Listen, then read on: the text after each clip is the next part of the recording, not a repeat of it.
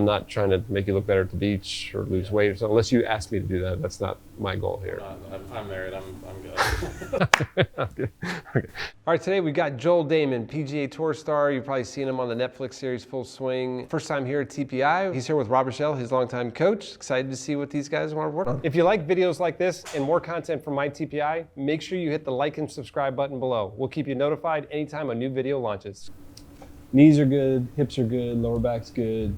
Never had any shoulder problems. Any LASIK surgery, anything up there? Eyes, neck's good, nothing over there. That's good. Yeah. Superpower, why are you on tour? I hit it really straight. Is that with all clubs? Yes. Other superpowers? I think I'm pretty good with my mind, I guess, to get where I'm at. Yeah. You're really comfortable late in big rounds. Those are two great superpowers.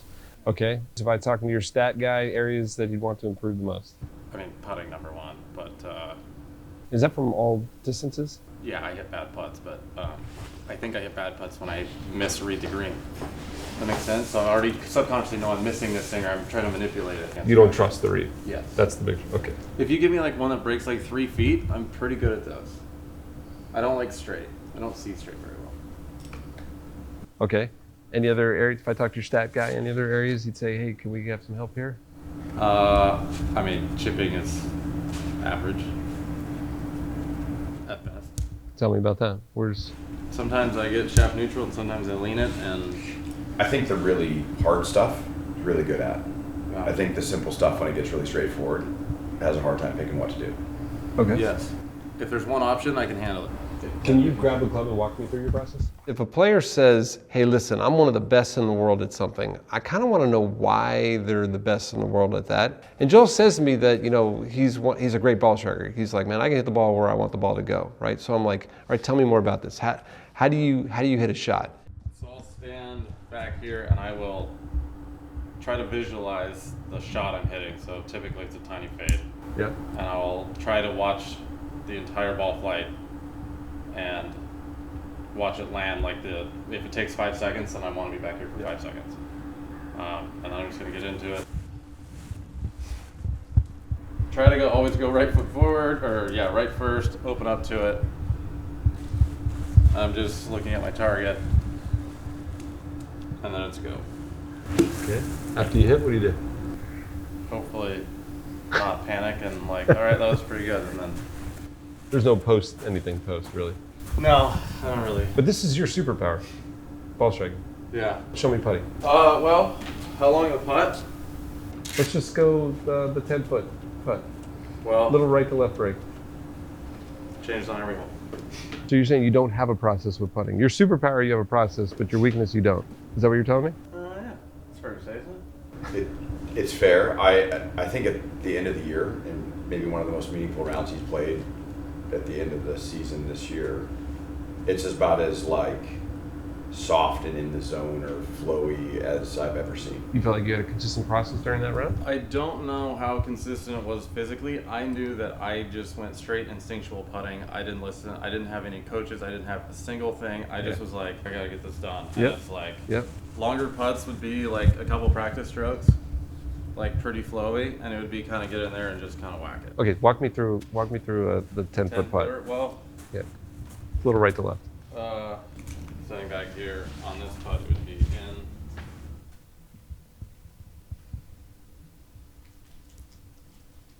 Okay, so was it the same, you watched the entire putt, like the same thing? Yeah, trying to do the same thing as the putt rolling versus the ball flying. So it is similar to your full swing process, right?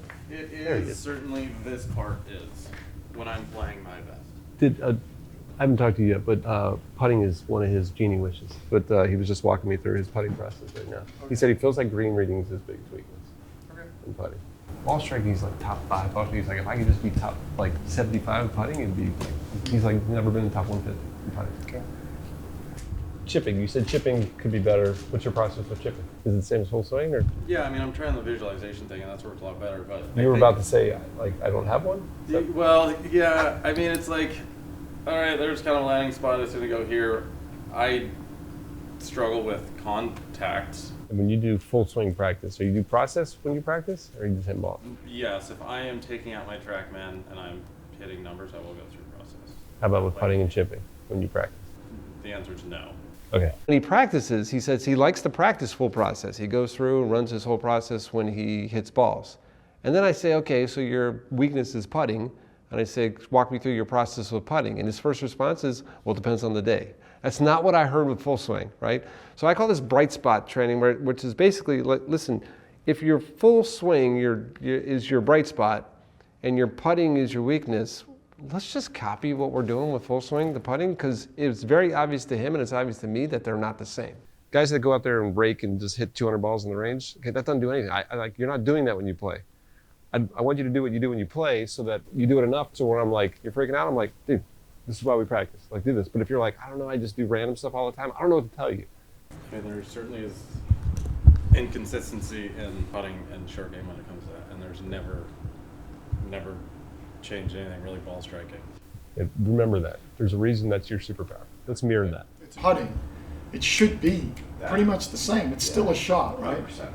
Well, when you play your best, are you physically tired or mentally tired? Mentally. When you practice, are you mentally tired or physically tired? Physically. Again, you got to remember, like, the running process is mentally challenging. Hitting balls is physically challenging. That's not our game. What do you think about how many full process in 18 holes of golf, full swing, do you run? Typical. 36. So you think about that. Like, if you were going to go practice today, if you run 36 processes, you just played 18 holes. If you go hit 100 balls, you just played 18 rounds of golf if you did full process. Like, most people don't understand that. Like, to really go practice 18 holes, I just need 35, 36 processes. Right? Yeah. And I'm not a high volume. Yeah, perfect. Even better. If I'm going to go practice, I want something that will transfer to when I play. And that sounds like obvious, but on a driving range, normally you're just raking a ball, hitting a ball, raking a ball, hitting a ball. Is that what you do when you play golf? I don't think so. When you play golf, you walk up to the ball, you get information, you figure out what's the lie, what's the shot I want to hit, where's the wind coming in. Then you maybe do a practice swing, and then you get in there and you execute, and then you evaluate right afterward. I think it was pretty clear with Joel. On his full swing, that's what he does. He practices his full process, even down to the point where he said when he initiates and starts to walk in, you can almost time him to be within a second, right? That it's always the same. When I'm putting, there was no consistency there. It's so easy to just say, oh, there's got to be something wrong with his technique. Well, maybe there's something wrong with his practice. So, number one, I'm going to put putting down there, right? Yeah. So putting. Number two was, you said longevity. You want to make sure that, and this is smart, that you can play into your 60s. There's not many games you can make $1 million in your 60s. Right. I hadn't even got that far. I was thinking I would like 5. I think I can compete for 5 great more years on tour. I would love to go play Champions Tour when I'm 50, but I'd love to be home whenever I want to be home. How's that? I don't want to have to keep going. You have kids? Yeah, I have a 2-year-old now. Okay. All right. I love that. Okay, so 5 years. You're like, if you play like 5 years, top 50 every year is like. That's the goal. That's the goal. Okay, and then the third thing was you want to make sure your workout is directed to you. I'm going to put a fifth one down here. You said chipping could be better. Yeah. You think process could be a problem there too? Well, certainly on the easy ones. I mean, on the basic ones for sure. Okay, so with that said, what I think we should do is we should do obviously for the longevity and the golf workout, I need to do a physical screen. I'm not trying to make you look better at the beach or lose weight or something, unless you ask me to do that. That's not my goal here. I'm married, I'm Okay. good. And then we'll get on the force plates, because the force plates really help me understand maybe where there's some speed, maybe we can do it. And then we'll probably get on the 3D, and then we should be able to answer any questions you have. Okay. Let's get to work. All right, so I sat down and talked to Joel, and his wishes are very clear here. He's like, I'm really accurate. He goes, if you can just get me in the top 75 of putting, I think that's might be all I need. I also love his question on, hey, I just want to make sure in my workout that I'm doing exactly what I need to do for my golf swing. Now, the only way to do that is with a physical screen. Stay down in your 5-iron posture and go slow. Just don't move your belt. Come back again. Really picky. Don't move your lower body at all. And then go this way. And then go this way. Good. He wants to make sure that he's got at least 5 more healthy years, right, to be able to compete at the highest level. How far down can you squat, keeping your heels on the ground? This is why we do a movement screen at TPI, so that I can identify your weaknesses and build a program specifically for you. What do you feel is like limiting you? My front hip and my mid back. Point to front hip. This area. Left side? And both. Both, you felt on both. Okay, let me still this here. Okay, we're gonna go down just like this. I wanna see how far you can get your knee in front of your toe. So keep that heel on the ground and just bring your knee in front of your toe as far as you can. And compare to your right side. Let me see the left again. Is that easier than the right? Yeah. Lay flat on your back for me for a second. Keep your knees together, grab your shins, and pull your knees tight to your chest. Okay, let that leg go down. Let me have this leg. Let me just relax this here. Yeah, it's good to be flexible, man. Holy moly, that is, ow. Yeah. That doesn't hurt. That's Always is amazing. that's 48 degrees. Normal's 36. So it's 48. That's 44. Let me check this side. I'm telling you, one of the keys to being healthy is this right here. Good hip range of motion. Takes a lot of stress off the rest of the body. 47, pretty equal, 44. Incredible hip range of motion from internal rotation. In other words, when you turn into your right side, you're internally rotating your right hip. When you turn into your left side, you're internally rotating your left hip. To the point where he has so much internal rotation on both sides, I actually think it's causing him to have a little bit of limited external rotation. But this is an advantage in golf. Okay, keeping those knees locked. Let me just see you touch your toes. Yeah, good one. And back up. And just watch your spine. Do that one more time. Great hip range of motion, so he's got no excuse. He should be able to rotate around his hips. But then when I go look at his spine's kind of restricted. Now maybe the hips are more mobile than they should be because the spine's not turning and he's learned how to turn these more. Or vice versa, maybe he's got such great hip range of motion, he's just never had to use this, and that's why this isn't as flexible. Good, take your hands on your hips. Now this can swivel and do whatever you want. Rotate your whole body, pelvis, belt, everything that way as far as you can. And that right knee can swivel. Nice, good. And let me see you rotate this way. The right knee can swivel out. Okay, switch legs. Now, anytime you see a player's got great hip mobility but restricted trunk or upper body mobility, you start to think about maybe some things you might see in the golf swing. You might see a lot of lower body rotation. Pelvis might be doing a lot of the turn because the trunk can't do it. So maybe the lower body's moving excessively, and these are things I'm going to look for. It's definitely harder. It's harder for you to externally rotate, we saw that, than internally rotate. Normally it's the other way around. Most people have hard, that's an advantage for golf. It wouldn't surprise me if he had more hip rotation than average players. I'm not expecting a small pelvic turn and a big shoulder turn when you don't have that range of motion. I'm expecting the opposite. We're gonna go left again. Okay, now I'm starting to see a picture. Either one of those tighter, left or right? Both are tight. Yeah, both of those were tight. Is that thoracic? Yeah, Yeah, so it's your always hips been are very great, tight. but the spine's tight. Thoracic has been historically tight. So what are you guys doing for that? Get a roller and like do some stretches on that. And then some cat-cow stuff and some threading the needle. But I mean, is that all you're doing? Yeah. Okay, we can revolutionize that. You're, like I said, you're 39 turning left, 44 turning right. I'm not happy until those are 60 bilateral. It might not affect you that much in your swing because your hips just pick up the slack. Huh. But you asked the genie for longevity. I don't want the hip to tear because it's doing all the work. Right. Again, I don't know how it's affecting your swing, but we're going to find out. If it's not affecting your swing, I'm going to say never mind. But I'm pretty sure it's. Okay. Want the good news or the bad news? Good news? Good news is you're a 27 handicap. Here's your. Are you serious? That's your golf fitness handicap. You're a 27. I knew it was low. I didn't know. I thought I could be at least a bogey golfer. No, why do I say that's the good news? Because you can prove on it. That's it. We got nothing but Harry's improve. No, I'm just kidding. So I look at this and I'm like, look how good you are at golf. You haven't really touched this area. Imagine if we unlock this area. I mean, it's nothing but sky's the limit over here. Overall, from a movement screen standpoint, there was a lot of things I think that we need to work on. We had some hip flexion, like touching your toes was off, a little bit of shoulder, external range of motion, ankles a little tight, hip hinging is a little tight, trunk turning is a little tight. But superpower definitely in the gym is hip mobility. So that's just like basic mobility and stability.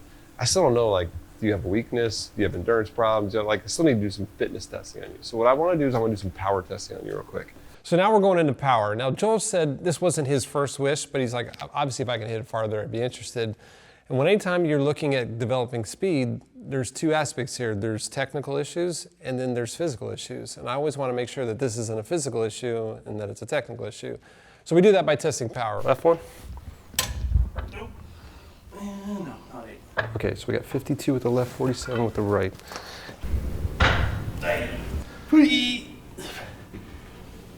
That is probably no one. Okay. Son of a squeeze. Squeeze hard as you can. Good, and relax. It's the size of a golf grip, that's why it's hard. Okay, and one more time. Hard as you can. Nice. 42 on the right and 49 on the left. Okay. When I tested Joel's power, I can see why accuracy is more of his strength than power. All right, let's go ahead, take a big jump. Oh! Okay, that was 15.2. Go. 14.30, okay. The first real interesting thing is you've got a modern day player, Joel Dahmen, past PGA Tour champion, who's swinging with 160 plus mile an hour ball speed. Now, average on tour is 174. You would think his first genie wish would have been, I want to hit the ball farther. It's not what he said.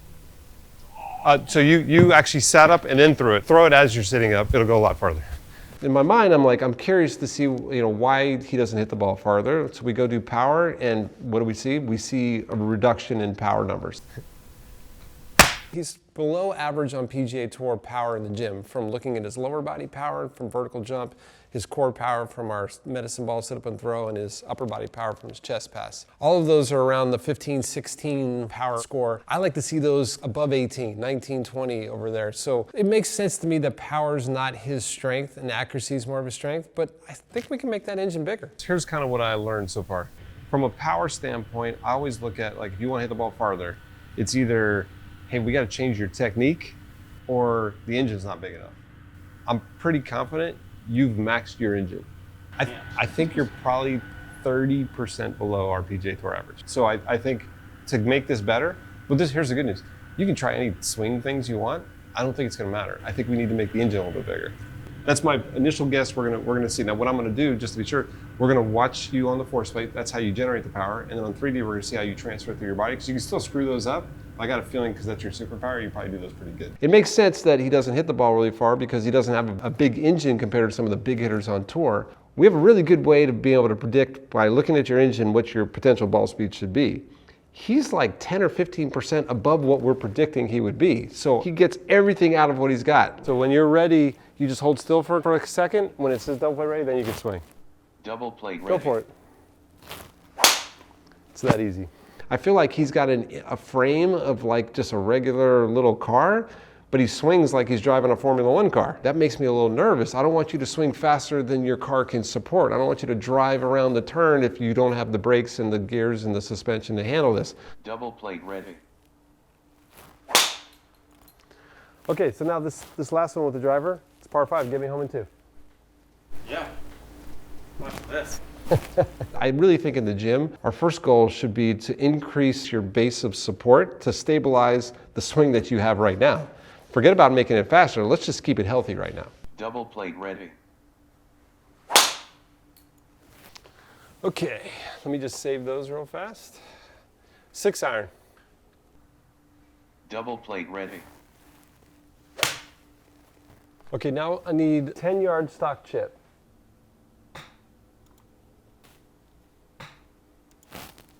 Okay. In chipping, short game, we have what are called the foundation principles and fundamentals. Fundamentals is how you control the golf club and make sure it's on plane. The foundation is the lower body, the platform in which your upper body is rotating around. And it was very clear here that his platform was collapsing on the downswing. Double plate ready. Okay, definitely see something on chipping we need to talk about. Anytime your lower body goes down on the downswing with chipping, it can make contact very inconsistent. That's something we need to work on. I'm gonna have you answer your own question. Is there a certain style of chipping that you try and do? I've been more successful leading the shaft more because it follows my golf swing more and contact's more consistent. Have you ever brought a chipping expert in? Have you ever done anything? No. Okay. So first impression looking at the force plate, it kind of matches what he's saying. He's got the right sequence, he's got good timing on there, and even the magnitudes look good on the force plate. I think the biggest thing that we picked up on was chipping, but how he generates power matches what a good ball striker would do. Now I'm interested to see what he does on 3D.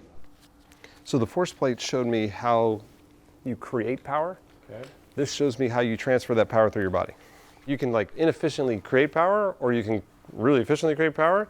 You can efficiently transfer it, or you can inefficiently transfer it. So we're going to see both those. I can tell you right now on your force plate, it's freaking awesome. Like on stuff like that, when I see force plate like that, I'm like, if someone tries to change a golf swing, run. I think we're going to be talking mainly chipping and putting, but if it looks anything like the force plate, this is going to be good. So we're going to go into the 3D lab. Number one, we're going to collect his data because he's hitting the ball so good right now. He wants to have his good data in case there's ever a time where he needs it. So I think that's important. And then I'm going to look for anything that he's doing that potentially could be injury inductive. It might be really efficient, but maybe it's hurting your back or your shoulder, just to make sure he's got that longevity. So now on each of these swings, 10's the best, like feels like a normal perfect swing. 0 is I can't believe I just did that. Just give me a number. Okay. Okay, I'm ready whenever you are. Give me a number. 7.5. Give me a number. Definitely better. 9. Man, that's good. Holy moly. Okay, one more. How'd you do? That's really good. 9. Let me just take a look at these real fast. So my first impression looking at his kinematic sequence and his 3D motion is, again, he's not lying to me, right? He's got perfect kinematic sequence. The magnitudes are great. I'm looking at this and I'm going, man, I think this is what all players want. He's not trying to chase speed. He kind of knows where his strengths are. Strength is accuracy. You can see how efficient this is. I also think it's really good to know that he isn't really interested in changing his swing right now, but he is interested in capturing the data right now so that if anything ever happens to his swing, he can compare to when he was at his best, which he's saying is potentially right now. I don't need to teach you how to swing a driver. I'll show you. That's so good. It's ridiculous. Efficient. Could we make things faster? Of course we make things faster, but like what you have, it's sequencing and timing stuff. It's just it's what we teach. Like it's like the model that we teach in our classes. It's like freaking perfect. Okay, hold on. I should get a model of your 6-iron. That way, if you ever come back and you say I need to see what my 6-iron looked like. Give me a number. 9. Okay. Let me just take a look real quick. Hold on a second. Okay. That's all I need. I like it when it matches. Like, it says it's your superpower and. Based on our data, this should be your superpower. Over on the force plate, iron driver looked great. Driver looked great there, but the 60, I saw some issues over here. I want to see if the same issues are over here. So.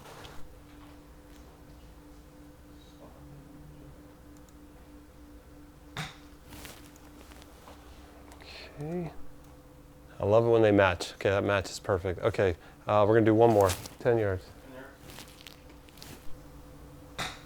And 20 yards. Okay, I think I got what I need here. Okay, so what I'd like to do now is just kind of walk you through all this stuff. Do you want to know why your ball striking is so good? Yeah. Okay. I love to know about me and what makes me good Yeah. and what makes me go. Yeah. I don't need to know why anyone else is good. Yeah, 100%. Okay, so from a physical standpoint, this is tight, Yep. right? Hard for you to kind of rotate this way. It's probably a little even hard to extend a little bit. It affects your shoulders, so it actually affects how flexible your shoulders are in this direction over here. Wrists are great. So you can make up for a lot of this with wrist range of motion. I know your ankles are tight. They're hard to go to like squat, and they're actually hard to rock back and forth this way. So we've got a little bit of ankle, but hips are like Superman, right? It's kind of what I learned from the physical screen. From a power standpoint, I want you guys to see this. So if I look at these numbers right here, right? Estimated ball speed, it's going to put you at the 150 mile an hour ball speed with that engine. Okay. Now here's the deal. You're a nice LPG player. I always call myself the insurance agent, right? I go, okay, if I'm an insurance agent, I just did an insurance assessment on you, and I just said, you're insured to 150 miles an hour, right? But you're at 162, 63 over there. I'm like, you're already past what I think your engine should be capable of doing. So you can always swing faster than your engine, but I'm like, I'm not insuring you. You're way above the safety area for your car. So I'm going, first thing I want to do is I want to make the car so it can stabilize what you've got. Because the reason, like, how do you get so much more speed than what your engine is? Mechanics, because your mechanics are insane. Like how you optimize everything is insane. You basically ounced everything out of this car. So I'm going, listen, we could add more speed. It's just not smart, right? It's just the engine's not big enough. So like if I take your horsepower, look over here. If I take your horsepower numbers and I move them up to 20, okay, 20 is 167. Okay, so you're at 15 horsepower right now. If I just add 5 horsepower there, okay, we could be at 167. I'm cool, right? If I take this up to 22, okay, now we're at 175, right? So Our goal would be for Genie question number one, longevity, is first of all, build the big enough car to support the speed you're at right now, because you're already maxed what you've got. The app also looks at the testing and says, do you think you should work on strength or speed for your lower body? It actually thinks you do need to work on strength, right? You should never go grab like the weighted balls, super speed stuff for the stack. I did that for like a week, and I'm like, this doesn't feel right. You're gonna get hurt, Okay. 100%. Like, It just immediately didn't feel. once we build the power up, go crazy.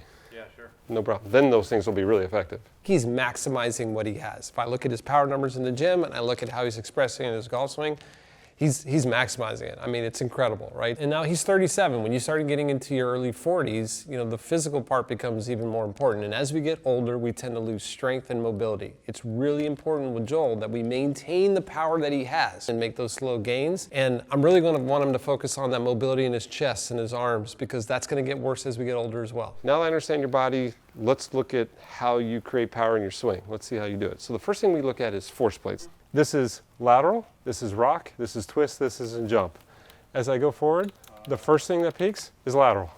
Next thing that peaks, this is just your sequence, is rock. Next thing that peaks is twist, and next thing that peaks is jump. I don't know how to make that better. The most efficient players in the world, that's what you do. Like, don't ever even think about it, just keep doing that. Okay. Second thing I look at is I look at the timing and the magnitude. Like, so, okay, you do it the perfect sequence, how much and do you do it at the right time, okay?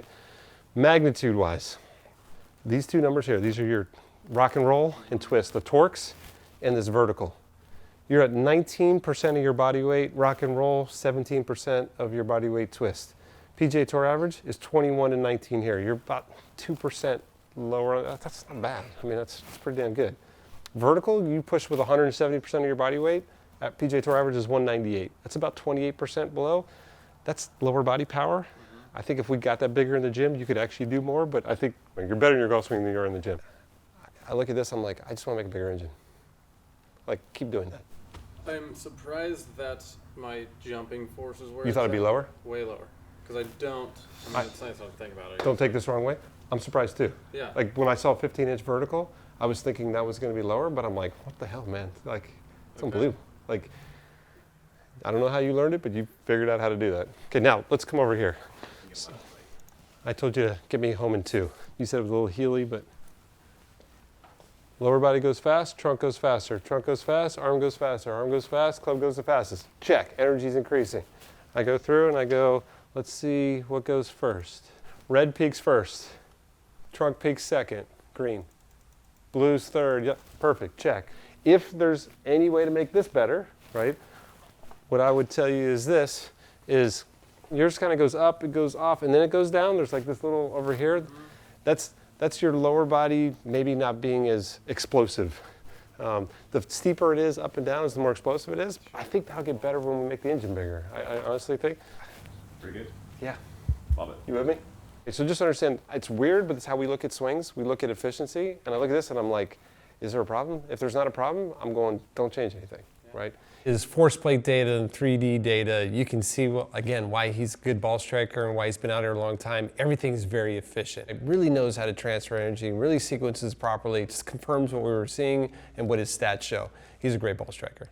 So we cool to talk wedges? Yeah. Okay, let's talk wedges over here. So I want you to look at this number right here, COMUD. That's center of mass, so it's like the center of your body going up and down. Okay. Okay. As he starts his swing, I want you to tell me what this does. What's it doing? It's going up. So his center is lifting up a little bit. That makes sense in the backswing? Mm-hmm. What does it do in the downswing? It's still going up. Did it ever go down? Never goes down. Guys who say I struggle with chipping go down. The best, like this is a super that they don't even know they do, they never go down. One of the things we look at with all of our players on the force plate is to make sure that the pelvis is going up, back, and forward. That's what great chippers do, is they actually create space so they can release the club. Okay, so let's bring you up now. Wow. Okay, you're getting taller. You're taller. And now you're going down. Can't do that. Here's what happens when you go down. You'll say to me, I don't like my contact with chipping, which is what you said to me. Yeah. Because now you have to adjust up and down, how much you go up and how much you go down. One of the best ways to not go down is to release the club. Yeah, throw it, get the shaft send up. Yeah. you mentioned that, but Yeah, you can still hold the shaft, but you got to stay tall. You can't go down when you do Yeah, that. That sometimes makes people go down. Yeah. I want to make sure you're not doing that. Let's go on the grass out here. So the problem with going down is when you're going down, basically what you're doing is you're not making any room to release the golf club. When you release the golf club, you actually can use the bounce, and now the turf interaction is almost not an issue at all, right? Because the bounce is very forgiving. Take the club away from the ball. Just go over here and just make sure you're going up as you're going to, yes. Yep. When you're going down, the leading edge of the club digs into the ground first. Leading edge goes in, you better get perfect contact. Ball's in a divot, or if you're on Bermuda grass, heaven forbid, man, those are scary because you miss it and it's just gonna chunk, right? And it's gonna grab the club. So I think it's really, really important to eliminate down and chipping. He went up in the backswing, and then it's got to keep going up. Yeah, you just can't go down. Like I said, releasing the club's one way, but if you want to hold the handle, you just got to make sure. going this way automatically makes that go that way. I mean, if you release the club, if you don't go up, you're going to bury the club in the ground. Well, Yeah, I'm a correct. good enough golfer to figure out how to get out of it. My biggest problem is if you hold the handle too much shaft lean, a lot of times you go down doing this. Yeah. And that can create all kinds of contact problems. Does that make sense? Totally. Yeah. That was nice. That was really good. It's always great when you give a player the right information and they can execute the fix really without you giving him any help. Joel basically took one little swing trying to feel up, and then the next two he literally jarred his chips, hit the flag, and you can see him right away going, it can't be this easy, can it? You could see the wheels are going right there. That was good. Oh. Where do you feel the up the most? Good question. Almost like this. I feel like this going up this way. Good. Now go down. Look at the contact. Well, that's how we chip. And then sometimes it works because I chunk and run them. Or Again, it's because you have really good with your hands. But I don't want you to have to be really good with your hands. All right, so you can tell Joel's a good athlete. This wasn't like complicated for him. He got this very quick. That's a great sign that this is something that he can do, and this is something that he's probably done before. He just need to be reminded of it. Yeah. There might have been a reason why maybe the contact was a little cleaner. You just jarred that. Is it that easy? Well, yeah. I'm pretty. You've I certainly pride busy. myself on being a decent athlete and be able to adapt Yeah. quickly. But I mean, the shaft goes up the plane, down the plane. I mean, it's like, Beautiful there. it's Kinda so always good. has been. It's really nice. So good. I just think the plumb bob's going up and down. Yeah, And you don't want more to. stabilizer up is straight. I think a lot of times when players struggle with certain things, they revert to, hey, it's got to be mechanics, and then they try and make the robot perfect, and then become robotic, and it's not athletic anymore. And I feel like to be the best in the world, it's got to be artistry. You've got to have the artistry. You do all your mechanical work to make sure it's good, but when you go play, it's got to be artistry. It's got to be feel. It's got to be more of an athletic motion. And I think the more Joel does that, the better he's going to be on all parts of his game. How do we do trajectory? How do you do higher, lower? I mean, ball position and face mostly. I would think handle height. Set up like you're going to hit again. Okay, now get wider, farther away, and the handle down. This makes it go up. Down, yep. Down, get down like you're doing a, yeah. Now, everything's the same. Don't go down. Make sure you grow, right? There's high. Now, how do you get it low? How are you gonna get on top? Get closer, get the handle up, and do the same swing. This is great. Yeah. I can handle this one. Go up, make sure you go up. Don't go down on that. You got lazy on that one. Yeah, and that's Contact could have got better on that one. Make sure you don't go down again. Get closer, and make sure you're going up once you go through. Yes, that was better. You see what I mean? Totally. Yep. 100%. Yep. Because you can't. Bad chippers go down to the earth. You can't have handling and get lower. Correct. Otherwise you do this. You were doing that. Yeah. Yep. Just that little dive, short one, Yep. like a little bit of shafting. I mean, you can hear the contact too. To me, on chipping, that's what I would do. Love it. Wow. But what's even more important than that is copy what you do in your full swing. Get a good process in here. I'm not a great golfer. I just work with a lot of great golfers, so I'm going to tell you what the great golfers say. With putting and with chipping around here, it's all energy. It's all speed. If you're thinking like I got a line over here, you're so far from what the number ones in like the top 10 do. The top 10 are all just trying to make the freaking free throw. They're not trying to line their hand up. They're thinking energy. You're too good to be thinking of that. That's why you spent all the years learning this, is to not have to think about it. Okay, let's grab your putter. So if you want to be a great putter, it's really simple. There's only 3 things you got to be able to do. Number 1, you got to be able to read the green. Number 2 is you got to be able to hit the ball on the line that you just read. And number 3 is you got to hit at the right speed, right? So when someone says, hey, I struggle with putting and I've never been in the top 150, I kind of want to know which one is it. Is it you don't know how to read? Is it you don't know how to start the ball on the line? Is it you don't control speed? Or maybe all of the above? Straight putts worse than curvy putts for you? Straight putts are really hard because they don't break. Yep.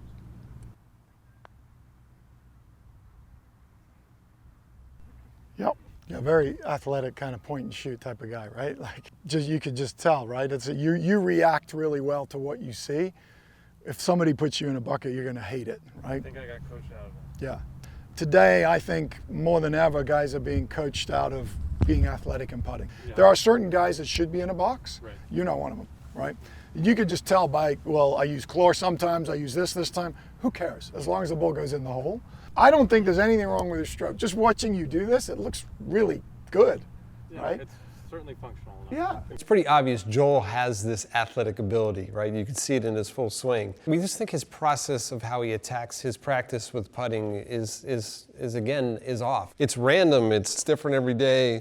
I think it's really important to take some of the strengths that he has, like what he does with the driver, full process when he practices, implements what he does when he plays on the golf course in his practice sessions, and let's just apply that to putting. It could literally be that simple.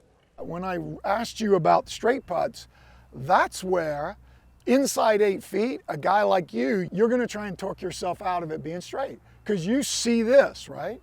So you're going to get in there and go, I want to feel this. I've got to try and make it move, right? So that's the only thing I would like you to try is when you get that straight putt, maybe line it up, trust the line, speed up your routine, get into it, go, it's straight. All I got to do, look down, I just got to make that line go straight. Well, that's easy, I can do that, right?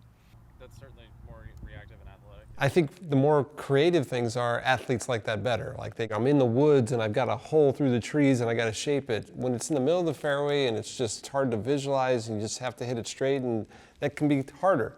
It's the same thing with putts. Right? If you have just this straight putt, let's say 6 feet to the hole, it's hard to make that creative, to make it athletic. You're trying to make it robotic. I think that's the death for Joel. He needs to keep things athletic. Set up the athleticism, set up the creativity, even on a straight putt, and he's going to do better. So one drill that I think is a great drill for guys like you to free it up and to do that would be if you take a hole and you can use tees or markers, but just put a ball, like if this was a tee, I'd put it here and here. And it's just simply a little bit wider than the hole. And I would have you from all over the green, just start hooping them. Just play like, because if these were tees, not balls, and they're just stuck in the ground like this, it's gonna look like, and I would even like alignment, like little alignment rods, because then they look like field goals. And I just go around the ring and see how many field goals. You'll make freaking everything. Because you'll get in there and go, oh dude, this is great, and you'll be shocked at how many putts you make. Because I'm only going, the ball just has to catch a piece, it's in, right? It frees you up. If this is the only problem, this should be an easy fix, just based on what I'm just seeing. But I would do a lot of games for you, so if you don't gamify your putting. Because I think he needs to speed focus. You like doing games when you're practicing? I prefer that to be more competitive. That's why I struggle sometimes. I mean, I have to have a TrackMan and play games or do something. I'm not just gonna go ding around. Have you ever seen the game Umbrella? I don't know if I've seen Umbrella. Wherever the umbrella, this is Like right here. So if you go this way, I go 1, 2, 3 paces, drop the ball here. So basically what you do is, if the ball goes in the hole, you get 2 paces back. Goal is to get off the green. Yeah, right. Okay, as soon as you get off the green, you're done. If you stay inside the umbrella, so inside the umbrella, you get 1 step back. If it's short of the umbrella or past the umbrella, you come back to here. Always go back to starting point. Play a little game real quick. If it stays in the umbrella, you get 1 step back. So you take 1 step back. Speed's everything on this game when we get far away.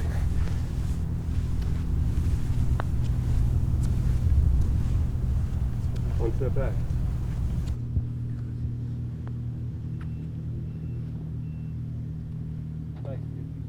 So now you stay anywhere in the umbrella, you get 1 step.